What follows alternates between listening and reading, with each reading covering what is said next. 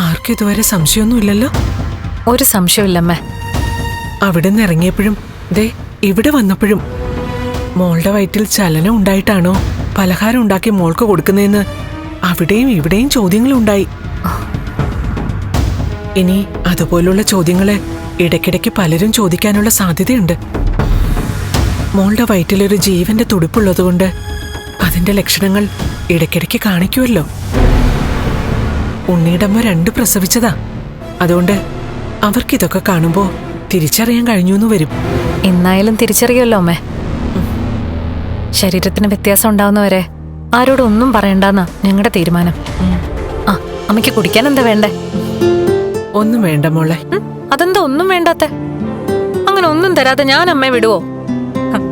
അതുകൊണ്ടല്ലേ അമ്മ കഴിച്ചിട്ട് വരണ്ടാന്ന് ഞാൻ പറഞ്ഞേ. ഉണ്ണി ഇവിടെ ഉണ്ടോ മോളെ? ആ, ഉണ്ട്. ഞാൻ ഉണ്ണിയൊന്ന് കാണട്ടെ.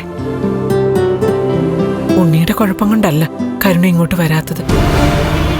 എന്നാലും അറിയാലോ, ബന്ധം പിരിയണമെന്ന് ഒരേ നിൽപ്പ് നിൽക്കുക കരുണ. ആ നിലയ്ക്ക് ഉണ്ണിയെ കണ്ടൊന്നും സംസാരിക്കണ്ടേ മോളെ? ഞാനൊന്ന് കണ്ടിട്ട് വരാം. ശരി അമ്മേ.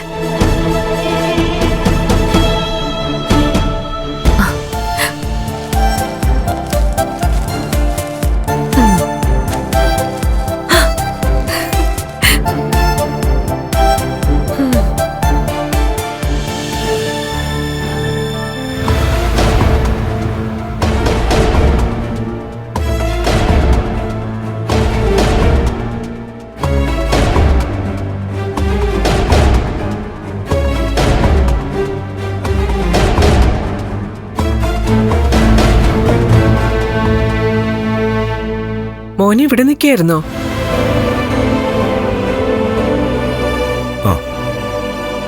അമ്മ എപ്പോഴാ വന്നേ? ഞാനിപ്പോ വന്നേയുള്ളൂ മോനെ.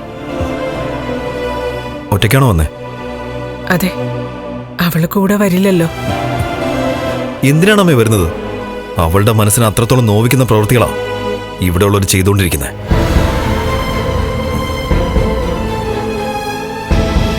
എന്താ മോനെ നീയും ഇങ്ങനെ കരുണയെ പോലെ സംസാരിക്കുന്നത്? കണ്ണനും മഹാലക്ഷ്മിയൊക്കെ മറ്റുള്ളവരുടെ വേദന കണ്ടറിഞ്ഞ് ജീവിക്കുന്നവരാ.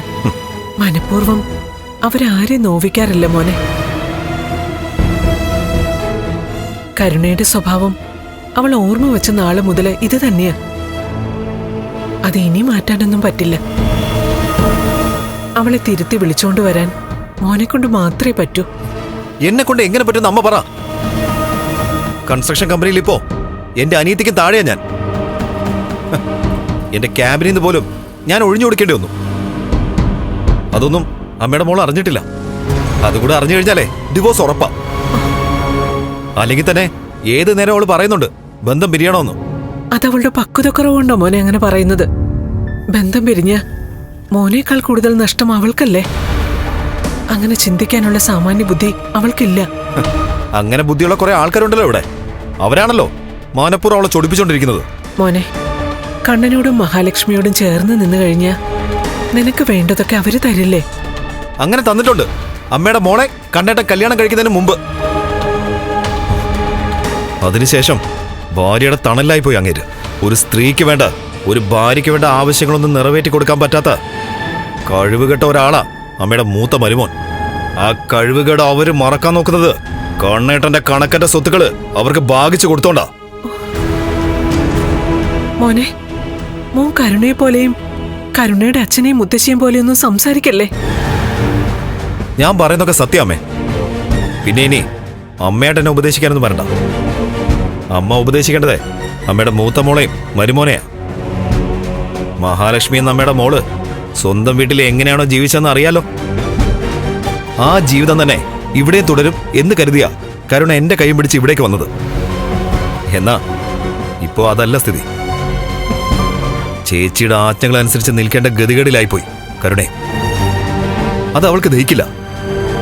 അതുകൊണ്ട് ഞാനും കരുണയും തമ്മിലുള്ള ബന്ധത്തിന് അധികം ആയുസില്ലാമേ. അമ്മ മൂത്ത മോളുടെ മരുമോന്റെ ജീവിതം കണ്ട് തൃപ്തിപ്പെട്ടാ മതി. അമ്മ ഇപ്പൊ വന്നതും അവരൊക്കെ കാണാൻ തന്നെയാണല്ലോ. പിന്നെ കൂട്ടത്തിലെ ചടങ്ങ് തീർക്കാൻ എന്നെയും കണ്ട് 2 ഉപദേശം തരാന്ന് കരുതി. എപ്പോഴാ ഈ വീടിന്ന് പുറത്തു പോകേണ്ടി വരുന്നുള്ള ആശങ്കയില ഞാനും അമ്മേ. അത് ഉടനെ തന്നെ സാധിക്കും.